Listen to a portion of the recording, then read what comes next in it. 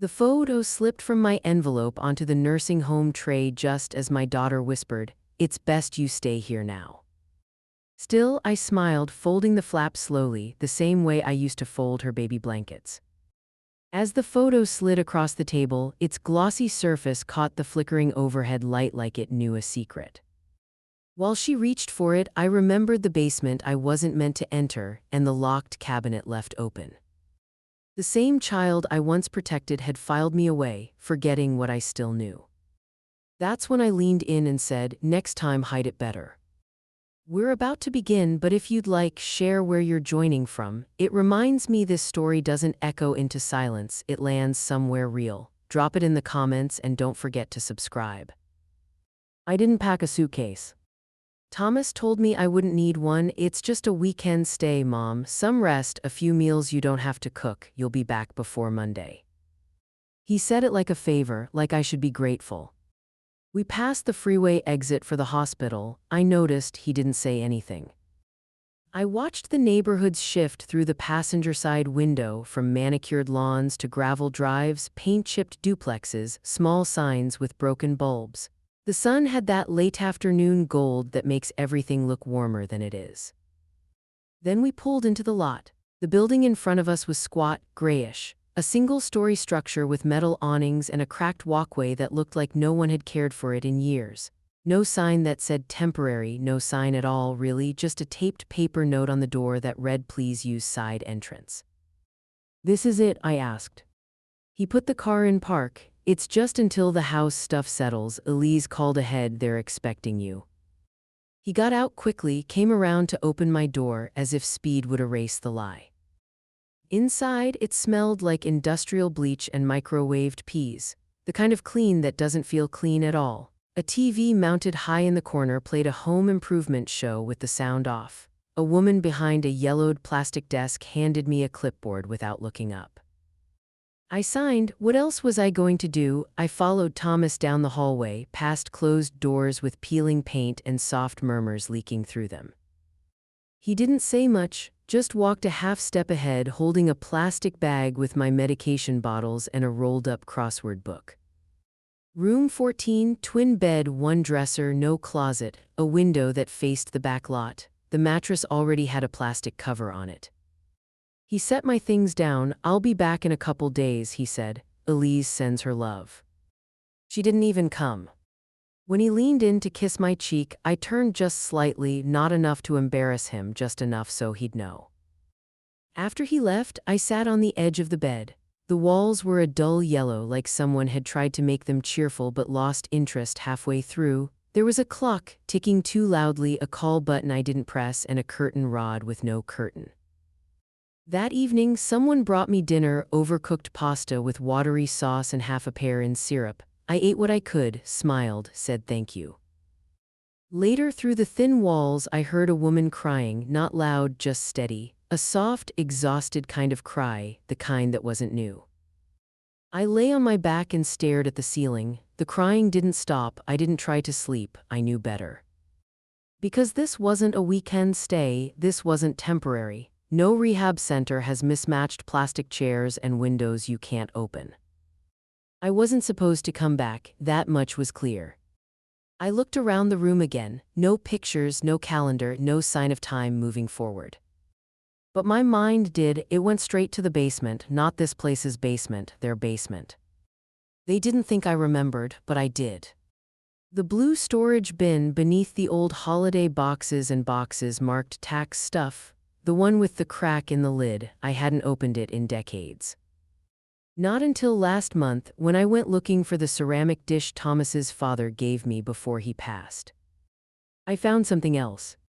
One photo, one document bundle, enough to shake loose everything they'd built on top of it. I didn't say anything then, I hadn't decided yet. But now, I looked at the phone on the nightstand. No internet, no email, just numbers and a cord. Still, I smiled. Because I had more than enough time. And I already knew exactly what I was going to do. The phone on the nightstand worked. I knew it the second I picked it up, a soft click when I pressed the receiver to my ear, a dial tone thin but steady. I dialed Thomas's number from memory. After all these years, I still knew it. It rang 4 times, then went to voicemail. No custom message, just the robotic voice confirming what I already knew: he wasn't going to answer. I waited a minute, tried again. Nothing. I set the receiver down and stared at it for a long time, then stood and walked to the small window. A supply truck was unloading boxes across the lot, cartons of gloves, paper towels stacked in silence. The nurse walking by didn't look at me. The phone buzzed 20 minutes later, a text from Elise. "You're safe, Helen, let us handle things from here." No punctuation, no warmth, just a sentence that felt like a lid snapping shut. I read it twice, then deleted it. A nurse, younger than my grandson, acne along her jawline, polite enough, came in with a clipboard. "Just reviewing your intake," she said. "Your son signed the standard care plan. It's a 6-month contract minimum. After that, we reassess." 6 months, I repeated as if I hadn't heard. She nodded. "That's normal. Most families choose that for stability." I smiled. "Of course, stability." She checked a box, smiled back, and left. I sat down at the little desk against the wall and pulled out the activity calendar they'd left on the bed. Bingo Mondays, devotionals on Wednesdays, chair yoga on Fridays. They depict a place where everything moved slowly, on purpose. No one rushes a woman into remembering who she used to be when everything's already been decided for her. But they forgot something.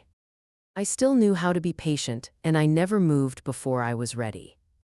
Later that afternoon, during rounds, I asked the same young nurse about weekend visitor rules. "Family can visit any day, really," she said, "but weekends are easiest, less staff, fewer rules." I nodded. Good to know.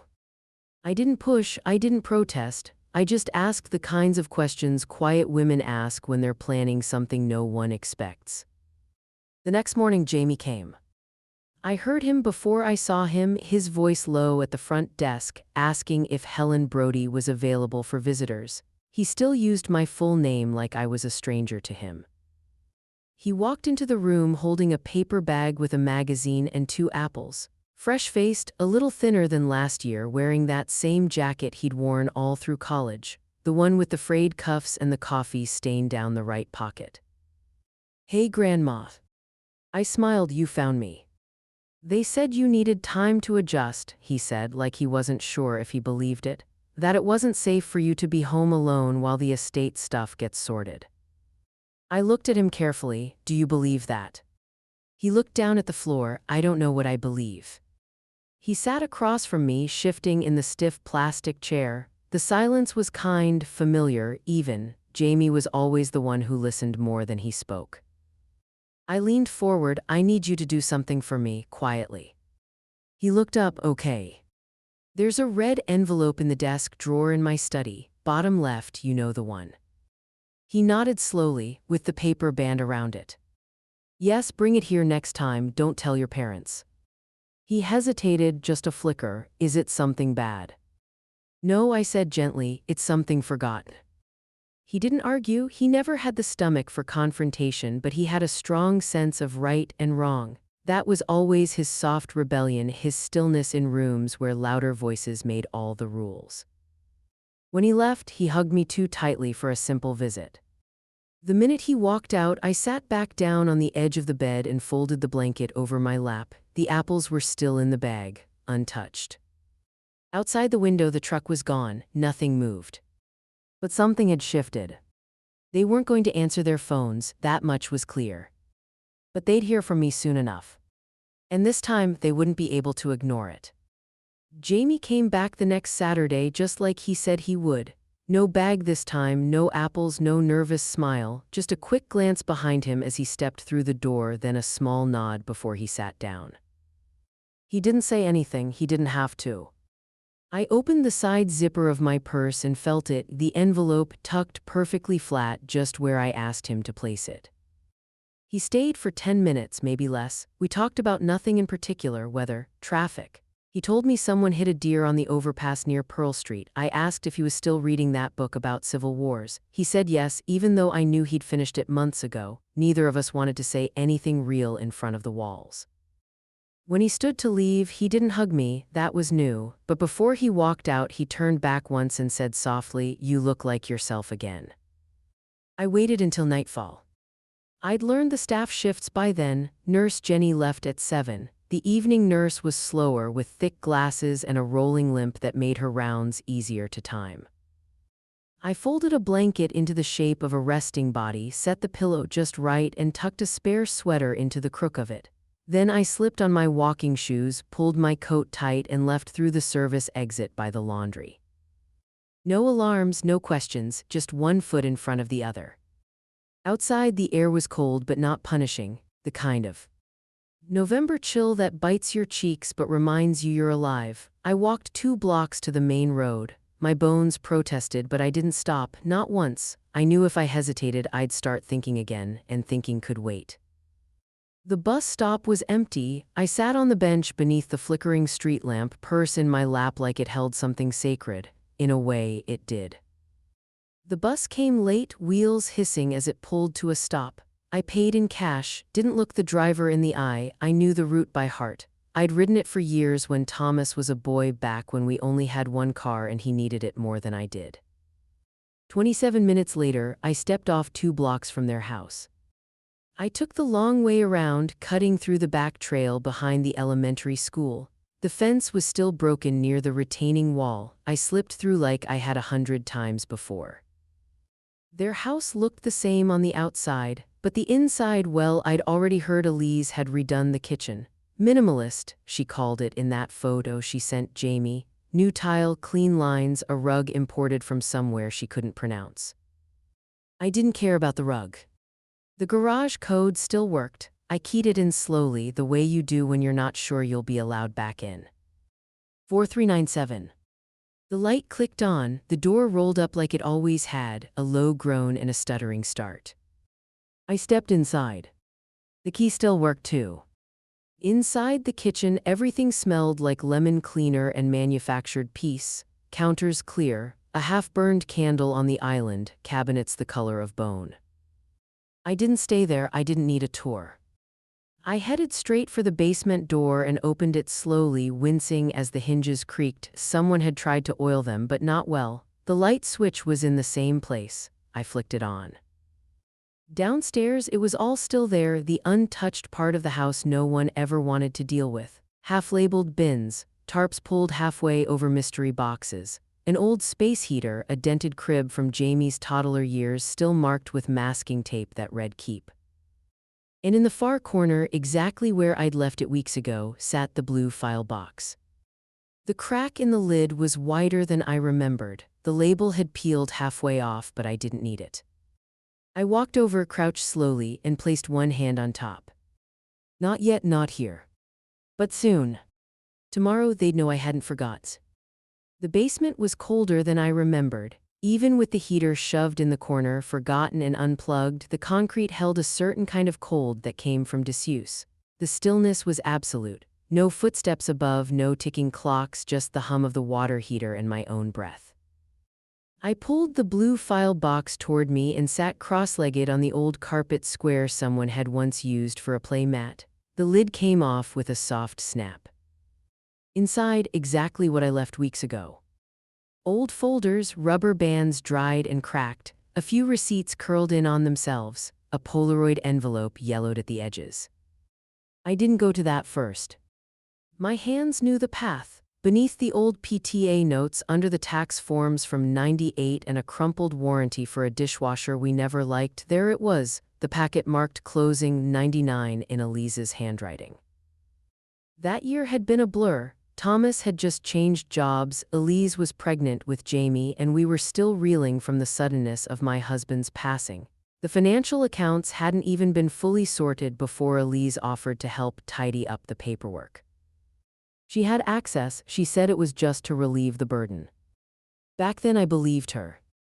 I unfolded the documents carefully. There, the savings account summary, 2 withdrawals made just 10 days apart, both labeled emergency family expenses. But the signatures didn't match. Mine had been traced, you could still see the hesitation in the loops of the B, the stuttered S at the end. Next to it, stapled, a deposit slip into a joint checking account, not mine, Thomas and Elise S. The handwriting on that one wasn't traced, it was hers. I remembered the audit now, barely. A glitch, they called it. Elise sat with me on the porch that August afternoon, lemonade in hand, saying we didn't need to worry the family with old mistakes. She'd talked to the bank, said she was handling it. I'd let her. And then, at the very bottom of the folder, the photo. It wasn't labeled, it didn't need to be. A young Elise sitting at our dining room table, my dining room, with half the estate paperwork spread out in front of her, one hand holding a pen, the other on the phone, smiling. Behind her you could see the checkbook, my husband's old one, the name still visible in the corner, the pages peeled open like a dead fish. That picture shouldn't have existed. It was casual, careless, probably taken by Thomas back when they still treated our house like a place to play grown-up. It wasn't just embarrassing. It was proof of access, of opportunity, of control. I laid the photo on the floor beside the forged signature and the transfer documents, 3 pieces of a story no one else remembered, but I did now. I reached into my purse, pulled out the prepaid burner phone Jamie had slipped into the envelope, the one I'd asked for quietly. I lined up the documents in the light, flat and clean, took one photo, then another, then one close-up of the signature. No filters, no edits, just the raw paper and 25 years of silence. Then I slid everything back the way I found it, same order, same folds, same yellowed envelope. I pressed the air out of the blue box and snapped the lid shut. It clicked into place like a secret being sealed. I sat there a moment longer. Not because I was tired. Because I wanted to be sure I wasn't rushing the power of the moment. Then I stood, brushed the dust from my hands, and turned off the light. Upstairs, the kitchen looked even cleaner in the dark, too clean, as if no one had ever lived here, only occupied it. I stepped out through the garage, reset the code, and walked back to the bus stop. The sky was darker now, but I didn't feel cold. I had the photo. And tomorrow, I'd remind them who still held the truth. I waited until morning. Not because I needed the daylight, but because I wanted them to be wide awake when it hit. No excuses, no missed messages, no pretending they didn't see it. The burner phone didn't have much on it, just a camera, a text log, and a basic web browser with a single email app installed. Jamie had set it up under a throwaway name, Helen 1933 at fastmill.com, a ghost address for someone they thought was already fading.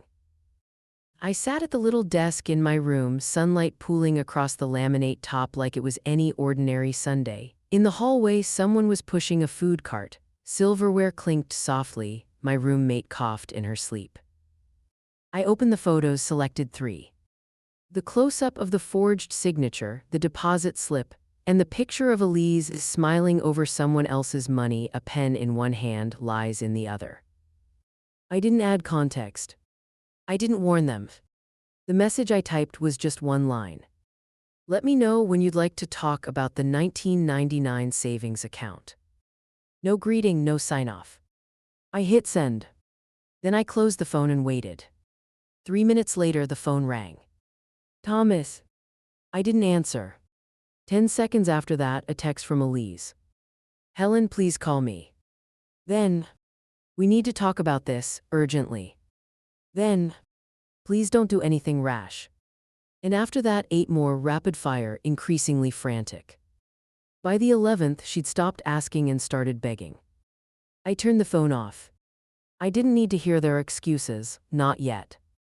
Across the hall, I could hear the distant buzz of a hair dryer and the faint sound of someone watching morning game shows with the volume too high. I made my bed, brushed my hair, put on my good cardigan, the navy one with the glass buttons. Then I sat by the window and watched a squirrel drag a muffin wrapper across the parking lot like it had something precious to protect. Mid-afternoon, a soft knock. Jamie. He slipped into the room without speaking at first, just stood there, hands in his jacket pockets, shoulders stiff like he'd been holding his breath since the driveway. They're freaking out, he said finally. What did you do? I turned to face him. I reminded them I'm not senile or gone. He looked at the bed, then at the phone on the desk. Mom said you sent something. I did. She didn't say what. Because she doesn't want you to know what she did. He didn't sit down, just hovered by the door, his weight shifting side to side. He wasn't ready for the truth yet, but he was closer than he'd ever been. She said she wants to come talk to you, in person. She can make an appointment. Jamie let out a breath that wasn't quite a laugh. You don't sound scared. I'm not. There was a long pause. I think, he said slowly, I always knew something wasn't right with them, with how fast they were pushing to move you out. Why didn't you say anything? He looked up at me then, really looked, because I didn't know if you'd forgive me for not stopping them. I nodded once. I haven't decided yet. He stayed a few minutes longer. We didn't talk much. When he left, he looked back the same way he had before, like he was starting to see the shape of something he hadn't dared imagine. After he was gone, I opened the drawer and pulled out a notepad, drew a line down the center of the page. Options, leverage, boundaries. Not threats, not yet, but anchors. By evening, I could feel it. The silence in the hallway had changed. Nurses glanced in as they passed. The air buzzed with something waiting to land. Tomorrow they'd come in person. And when they did, I'd already have their choices written down. They arrived just before 10. No call, no appointment, just a surprise appearance, like I wouldn't have a plan waiting for them. I watched from my window as they stepped out of the car. Thomas wore a wrinkled polo and running shoes like he'd thrown on the first thing he found on the floor. Elise wasn't wearing makeup. Her hair was pulled back in a knot that looked too tight, the kind of knot a woman makes when she's trying to hold her whole world together with one elastic band. I didn't move. I let the front desk buzz them through, let them walk the long hallway without anyone rushing to greet them. When they opened the door, I was already sitting up at the table in my room, fully dressed, lips lined, blouse pressed. The 2 printed copies of the photo were stacked neatly beside the burner phone. I didn't speak first. Elise stepped in and froze. Her eyes went straight to the table, then to me, then back to the photo, like maybe it would disappear if she blinked hard enough. She opened her mouth, but nothing came out at first. Then her voice cracked, too high, too fast. Helen, we never meant for this to happen. We thought, she stopped herself. I thought we were doing what was best. You've been forgetful and there were bills and... Stop, I said quietly. She did. Thomas stepped around her and reached for the photo. I didn't stop him. He picked it up, studied it for all of 3 seconds, then ran his hand through his thinning hair and muttered, Jesus. I watched him like a stranger might, like someone studying a man she used to know but hadn't seen clearly in years. It's old, he said, trying to sound reasonable. It was a long time ago, everyone was stressed, it's ancient history. No, I said calmly, it's theft, and history repeats itself when no one remembers the first one. Elise sank into the chair across from me, her hands were shaking. We didn't steal anything. God, Helen, we thought we were helping. That money, it was just sitting there. And you weren't even checking the accounts after he passed. Thomas turned sharply. Elise. She looked at him like he'd abandoned her mid-fall. I reached forward and flipped the second copy of the photo toward them. You have one decision, I said. 1, you accept my terms or I file a formal complaint with the IRS, including the original documentation from your account and the photograph, which I've already logged in a sealed digital record with a timestamp. Elise blinked. You wouldn't. I already have, I said. Thomas leaned over the table, both hands flat. What do you want? My terms are simple, I said, pulling a second piece of paper from the drawer, not the full list, just the outline. First, I leave this place today, full medical and legal control revoked. Second, the missing funds are repaid in full, quietly, no lawyers, just restitution. Elise's mouth opened again, but I raised a hand. Third, I continued, any further attempts to access my accounts, real estate, or mail triggers the automatic release of every file to the proper authorities. And don't worry, I'm not doing this through you. Deborah Klein has it all.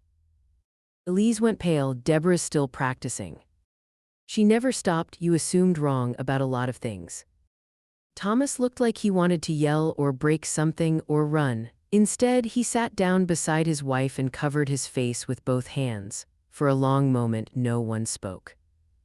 Then he said, muffled, "I'm sorry, this isn't how it was supposed to go." "It never is," I replied. Silence stretched between us like a wire pulled tight. Finally, Elise said, barely above a whisper, "If we agree, what happens next?" I leaned back. "You get to keep your lives intact, that's the gift." Thomas looked at me with something between defeat and disbelief. "And if we do?" I stood, smoothed the front of my blouse, and walked to the window.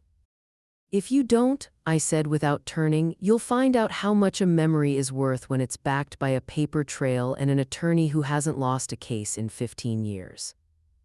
Neither of them said a word. Behind me, I heard the soft sound of paper being picked up, the photo folded once reluctantly. A chair scraped against the linoleum. They left without saying goodbye. Which was fine. Because the next move wasn't theirs anymore. They were gone less than 5 minutes when I picked up the phone. Not the burner, the room phone. The number was muscle memory, older than my grief, older than Elise's ambition, older than the lie they tried to bury in my basement. Deborah answered on the second ring. "It's time to bring out the 2003 file," I said. There was no pause, no explanation needed. She exhaled once, a controlled breath, and replied, "I'll be there in an hour." She meant it. I straightened the copies of the photo on the table, slid the burner phone next to them, and waited. Through the thin wall, someone was singing softly to themselves. A hymn, something about mercy. I didn't know whether to laugh or pray. The hallway door opened exactly 57 minutes later. Deborah never knocked. She stepped in like she owned the building, short hair neat, charcoal suit crisp, glasses hanging from a silver chain. She set her leather briefcase on the table and glanced around the room. "You look steady," she said. "I am." She nodded, then opened the case. She moved with the confidence of someone who has buried more than one enemy with paperwork alone. She placed a slim red folder between us and clicked her pen. "Tell me what they said." I did, concise, neutral facts only. She didn't blink. "Then we don't waste time." She pulled out a draft agreement, blank signature lines waiting like open mouths. "The terms must be explicit," she said. "No ambiguity, no loopholes, they don't get room to wiggle." I read each line carefully.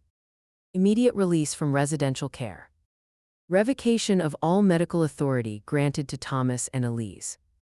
Restitution paid in full, documented and notarized. A written confession acknowledging unauthorized transfer of protected funds. Violation triggers automatic release of documented evidence to federal and state authorities. It was surgical, clean, irrefutable. "They'll sign it," Deborah said. "Fear is a powerful pen." I slid the photo copies toward her. She didn't wince, just studied the signatures, the smiles, the timeline. "You were right to hold on to this," she said softly. "It didn't feel right at the time, it felt like weakness." "No, weakness is silence," she answered. "This is strategy." She opened her briefcase again and pulled out a manila envelope stamped "Confidential, 2003. She laid it beside the red folder, tapping it twice with her index finger. "This contains the transaction review from the bank investigation," she said. "Your husband's accounts were flagged, but the case was closed under insufficient evidence because there was no physical proof." "Until now." "Until now," she echoed. She slid the envelope toward me, but I didn't touch it. "What do you want printed for signatures today?" she asked. "All of it," I said. Her pen moved quickly, confident strokes, ink settling like judgment. When she finished, she looked up at me and studied my face for a moment. "You're not shaking," she said. "I was done shaking weeks ago." Deborah closed the folder with a firm snap and slipped it into a thick document envelope. "You know, they'll beg again when they see this. They'll promise change, they'll offer apologies." "That's fine," I said. "Apologies don't rebuild what they tried to take." "And what do you call this?" she asked, tapping the envelope lightly. "Insurance," I said. "Not revenge, just insurance." She smiled, slow, approving, proud. "I'll have a notary here in 2 hours," she said, standing. "You'll walk out today." As she turned toward the door, I spoke once more. "Deborah." She stopped. Make sure they understand one thing, I'm not negotiating. She nodded once, they'll understand. When the door closed behind her, the silence in the room felt different, not hollow, not helpless, full, solid, like the moment before lightning hits. I walked to the window. The parking lot was quiet. A few oak leaves skittered across the asphalt, chasing each other like children who hadn't learned yet that people change. Somewhere in the building, a phone rang, footsteps hurried, voices sharpened. Word travels fast in places like this. And soon it would travel faster. The paperwork came in a red folder with Deborah's initials in the corner. A notary signed on the dotted line. The head nurse signed off next. And just like that, my name was taken off the whiteboard in the hallway. My bed would be reassigned by morning. I had been discharged. Officially, quietly, without ceremony. I was folding my cardigan into my overnight bag, the same one I hadn't needed when I came in, when I heard a soft knock on the frame of my open door. Nurse Jenny.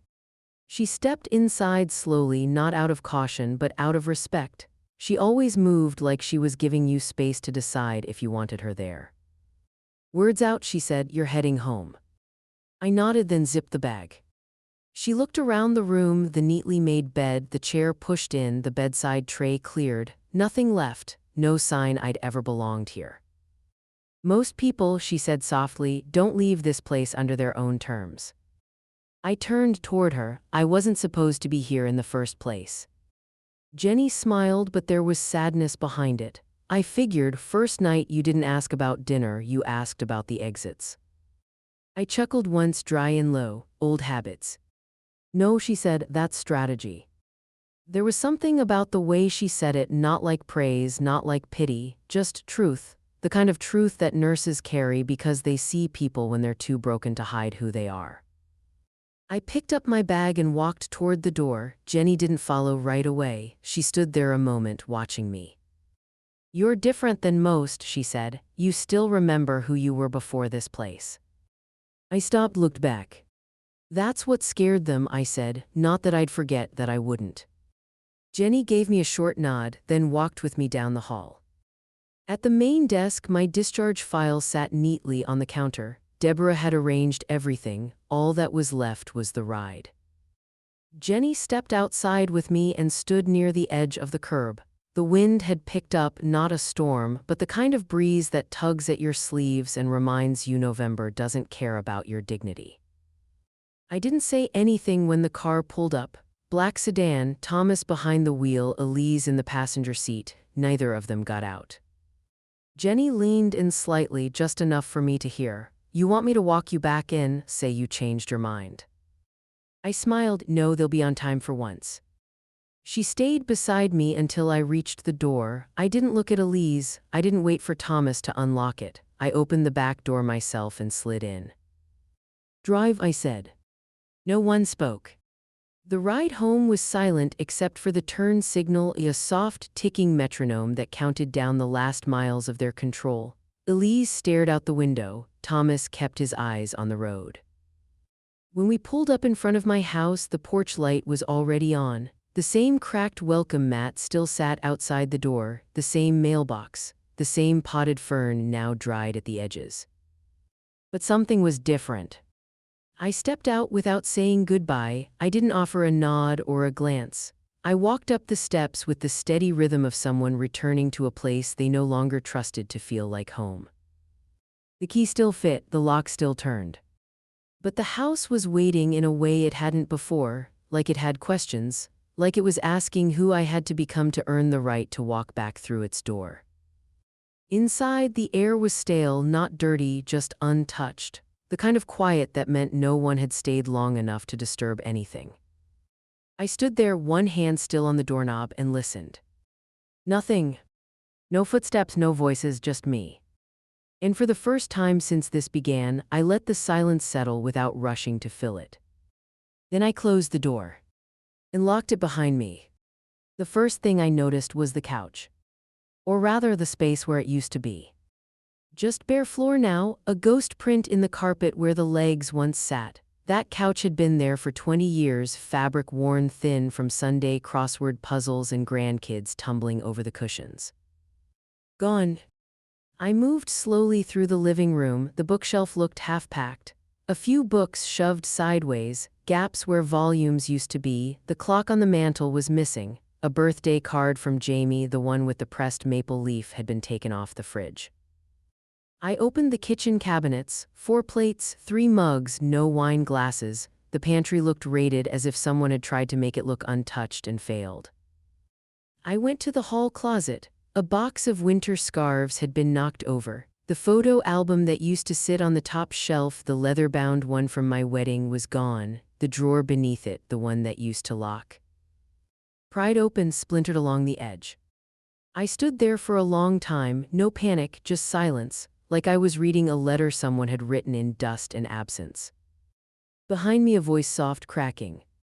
"Grandma." "Jamie."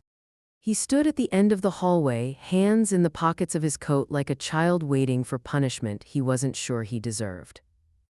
"I didn't know they were taking so much," he said. "They told me you wouldn't be back, that you'd agreed to let them start sorting." I turned tea. Oh, face him, did I look like someone who'd agreed? His throat worked around an answer he couldn't form. He looked down. The drawer was already broken when I saw it, I swear. I walked past him to my office.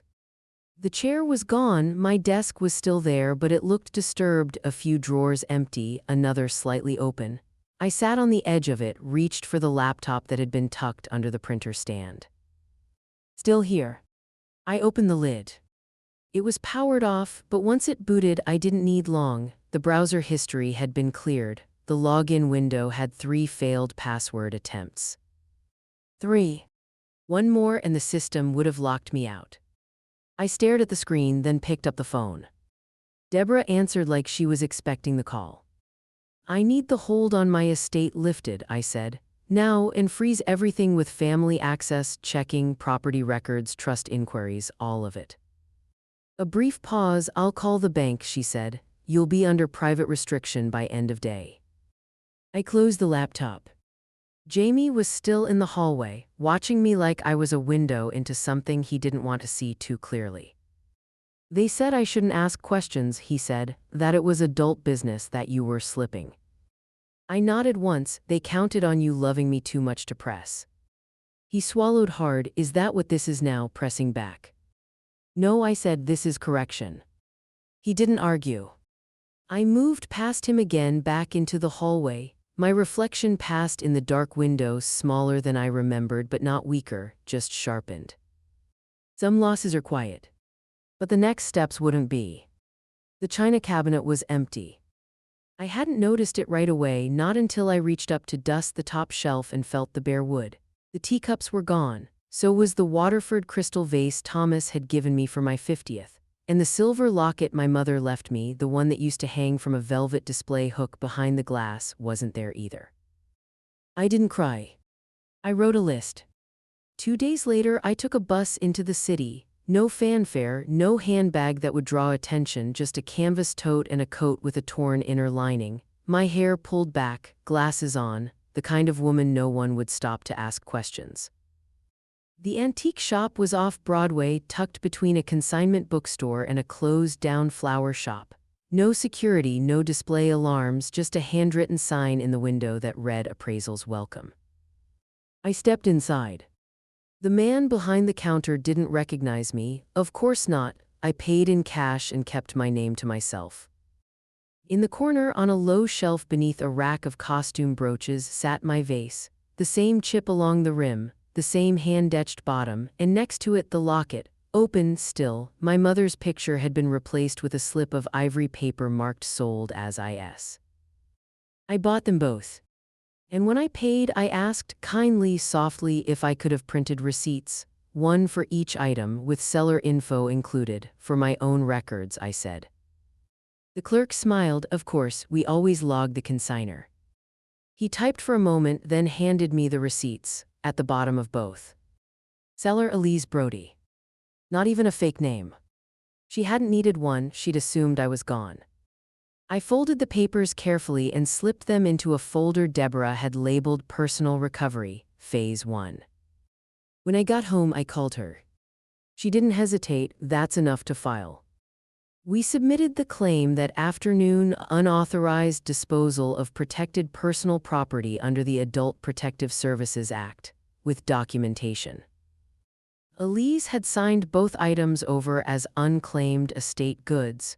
It was a phrase I'd seen in probate court too many times. It only meant one thing: they thought they'd erased me. Thomas called 2 nights later. I let it ring the first time. The second time I answered. "We thought," he said slowly, "you'd be okay with it." I didn't raise my voice.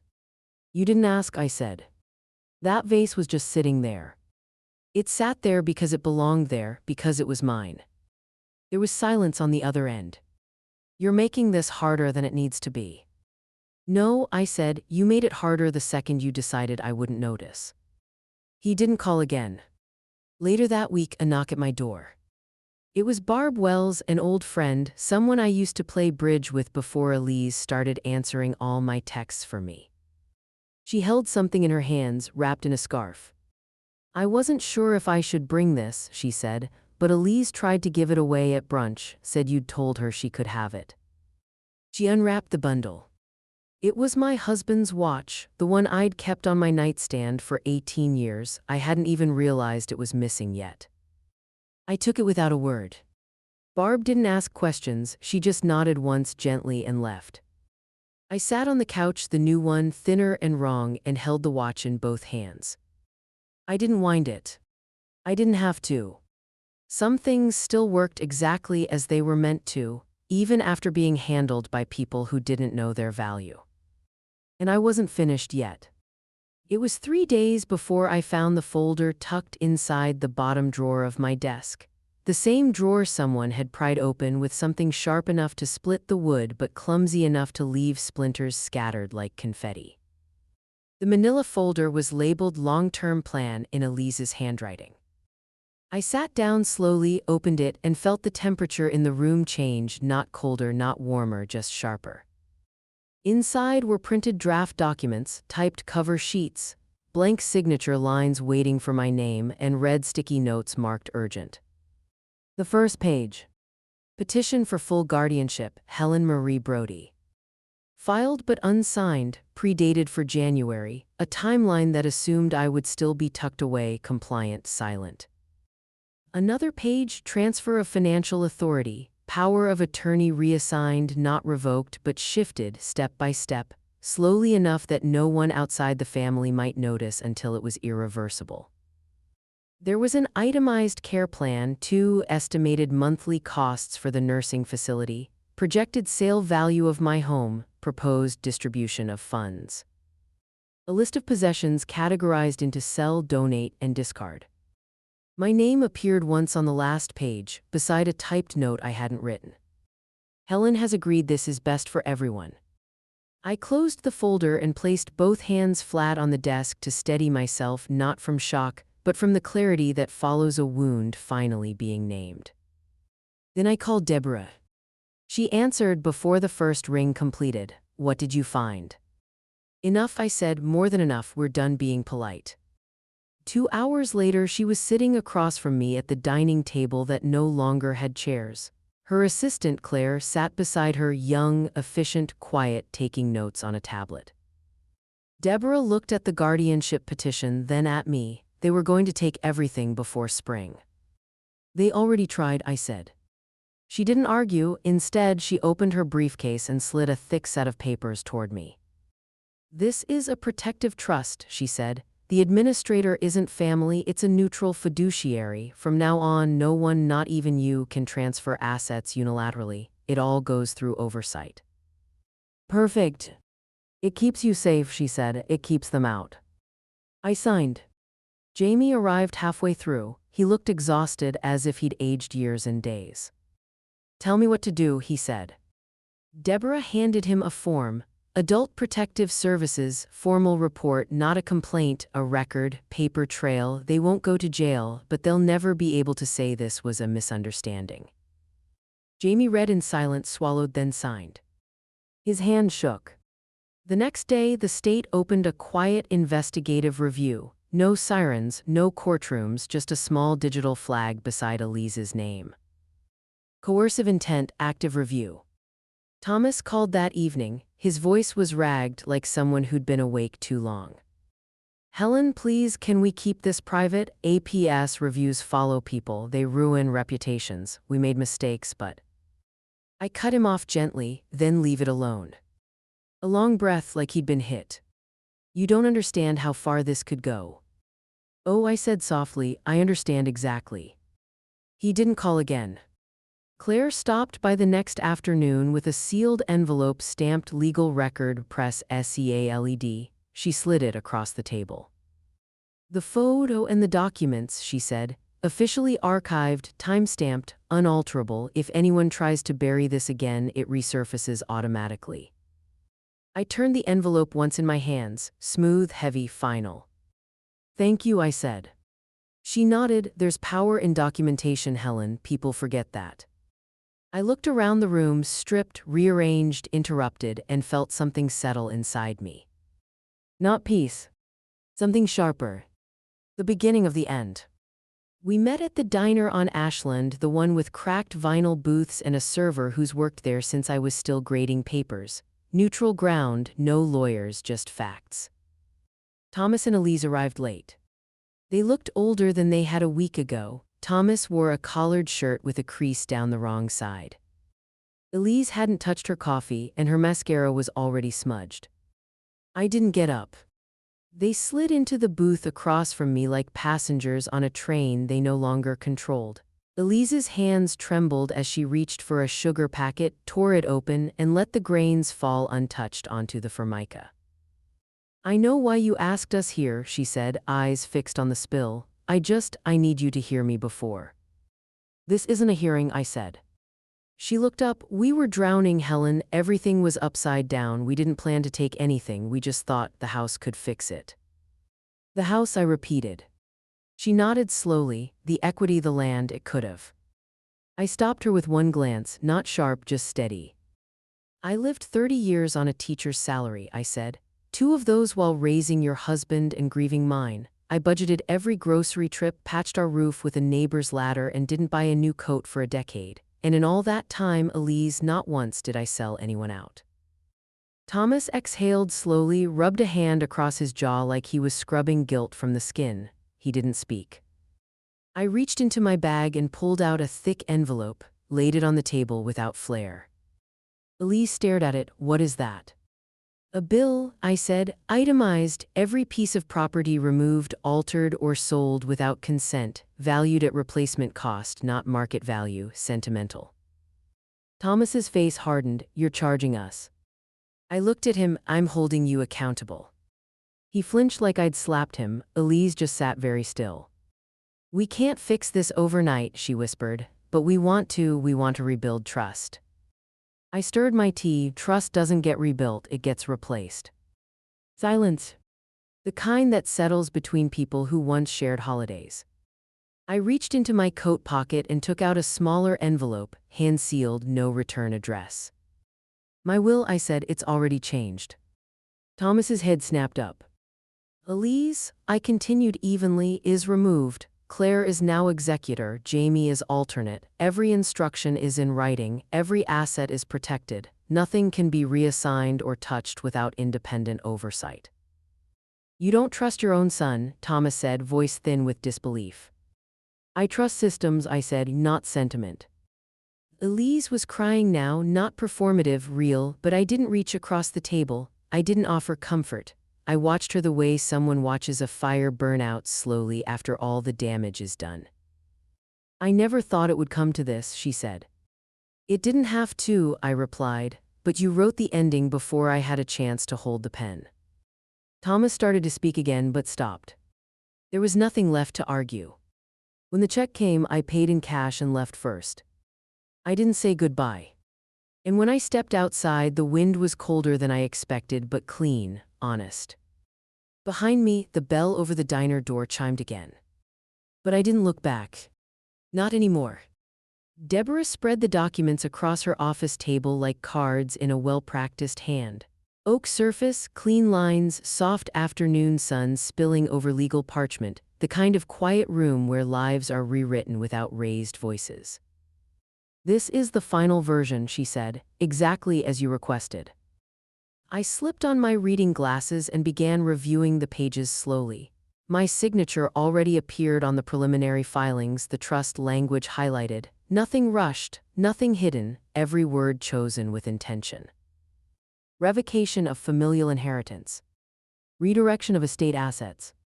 Neutral fiduciary oversight in perpetuity. No ambiguity, no loopholes. The final document sat closest to me, the estate distribution. 70% directed to the Regional Elder Protection and Housing Initiative, earmarked to create transitional housing for seniors displaced by financial coercion. The same kind of coercion I'd just stepped out of. The remaining 30% would go to Jamie, but only if used for education or public service. Not a reward. An investment. I took the pen from Deborah's hand and signed slowly, deliberately, each stroke a closing door. When the ink settled, she turned the page toward me for a final review. "The house," Deborah said, tapping the line, "once the trust is completed, it converts formally into a residential program. Renovations begin within 6 months. They want to name the shelter after you." "No," I said immediately. She looked up. "It's not about me," I continued. "Leave the plaque blank. Let the people inside decide what they want to call it." Deborah nodded, not approval, respect. A soft knock at the door interrupted us. Jamie stepped inside, carrying 2 takeaway coffees and looking steadier than I had seen him in weeks. "Sorry if I'm late," he said. "You're not," I replied. Deborah slid the signed documents into a sealed portfolio and handed it to him. "This is a copy of the trust paperwork. You'll receive updates as alternate executor." He looked between. Stunned, I thought, after everything I didn't deserve. "It's not about deserving," I said. "It's about what you do next." His eyes softened. He understood. Deborah leaned back. "There's one more update, quiet but relevant." She opened an email printout clipped to the file. Elise's name sat at the top, followed by a line of bureaucratic language and a single bold sentence. "State license suspended pending investigation." Real estate, the very profession she'd built her identity around. "Undisclosed APS review triggered an ethics alert," Deborah said. "The board takes that seriously." I didn't smile, I didn't celebrate, I just inhaled slowly, letting the weight of it settle. A door opening where another had slammed shut. After the meeting, Jamie and I walked to the parking lot. The air was cool and clean, the kind of air that feels like a reset. "I signed up to volunteer," he said suddenly. "At the shelter, they already have a wait list for opening day. People need it." I nodded. "Good. I want to understand," he said. "I don't want to be like them." "You're not," I said, "but now you know how easy it is to become someone you never planned to be." He didn't answer. He just took my hand, not to guide me but to walk beside me. A quiet gesture, the first honest one in a long time. For the first time since the basement, I felt the earth level beneath my feet. Not victory. Just correction. A settling of balance long overdue. And the final act wasn't far now. The keys still turned, but they felt different in my hand, lighter somehow, like whatever weight they used to carry had already shifted elsewhere. The house was nearly bare. Deborah's contractor had started light demolition upstairs, scuffed baseboards pulled, loose floorboards flagged with painter's tape. The walls echoed now. It didn't sound like a home anymore, it sounded like transition. Jamie opened the basement door for me. "You sure you want to go down?" I nodded one last time. The air met me the same way it always had, cool, dense, a little sour with dust and the memory of forgotten things. I gripped the railing, stepped down slow. At the bottom the light flickered, then held. The basement looked smaller, maybe because the illusion was gone. The mystery had already been pulled apart and catalogued. Most of the bins had been opened, sorted, repacked. A few boxes had masking tape with Sharpie scrawls, kitchen junk, books, photos, duplicate. Thomas was already down there. He didn't look at me when I reached the bottom step. He was kneeling beside a box marked MISC, rewrapping something in newspaper. For once, he didn't speak. That was fine. Jamie waited beside me, taller now than I remembered him being in this space, more like a shadow of his grandfather than his father. I walked forward one step at a time and pointed toward the corner, the same one where this all began. That box stays, I said, the rest can go. Jamie nodded. Thomas paused, his shoulders slumped slightly, but he didn't argue. They moved around me quietly, respectful in a way that wasn't performative, just overdue. I crouched beside the blue box and opened it for the last time. Inside, everything was still exactly where I'd left it, folders organized, labels fraying. I didn't rifle through them. I just reached for the smaller folder underneath, soft leather cover, corners worn down like paper, my old teaching journal. The last entry was from 2004, a note about a student named Caroline who wrote an essay about her mother's second job, how she felt guilty every time she flipped a light switch. I slipped the journal into my bag. Nothing else. As I stood, I spotted the photo still inside its protective sleeve. I took it out, studied it in the light. Elise's smile looked different now, not sinister, not innocent either, just shallow, like a person pretending to be necessary. I slid it back into the envelope, pressed the flap closed, and wrote one word across the front in thick, dark ink. Resolved. I didn't ask for a ceremony, I didn't need to bury it, I just sealed it and placed it back inside the box. Jamie stood beside me now, watching without pressing. Do you want to keep the house? He asked quietly. I looked around, not at the walls or the fixtures or the storage bins, but at the space itself, the life that had lived here, the lives that had been taken apart here. No, I said, let it serve better people. He nodded as if he'd expected that answer. We walked back up the stairs together. Thomas didn't follow, I didn't ask him to. At the top, I turned back once, just once. The basement light flickered again. Then I reached for the switch and turned it off. Behind us, the stairs creaked in protest, but I didn't stop. There was nothing left to climb back down for. Just air. Just forward. And soon the last page. The new apartment is quiet. Not the kind of quiet that used to haunt the corners of my house, the one filled with missing furniture. And half-truths, but an earned quiet, a soft one like cotton left in sunlight. It's a one-bedroom on the second floor of a senior co-op near the lake, nothing extravagant, just clean walls, steady heat, and a window that frames the afternoon light like it was painted there on purpose. The space is mine fully, no visitor keys, no access granted, not even Jamie has the code to the elevator fob. There's a calendar on my fridge now, not to count down, to fill up. I host a journaling circle on Thursdays, a small group of women, mostly retired, all of them with stories the world tried to make them forget. We don't call it therapy, but we write about things that matter, we share sometimes, mostly we listen, some talk about guardianships, others about sons and signatures and husbands who passed before they could set things right. No one judges. And every so often someone starts a sentence with, I didn't think anyone would believe me. I always reply, that's why we write it down. Today, Deborah stopped by in her usual blazer, her scarf still too tightly knotted, as if she's always just stepped out of a courtroom, which, knowing her, she has. She handed me a white folder marked Final File, case closed. She didn't say much, just that the agency review had ended. The flag on Elise's name would remain, there'd be no appeal, no erasure. I had Claire log it under your request, she said, minimal public access, but permanent state record. I nodded, thank you. We didn't need to say the rest, the weight of what was buried and what wasn't filled the space just fine. When she left, she hugged me gently, not out of sympathy, out of pride.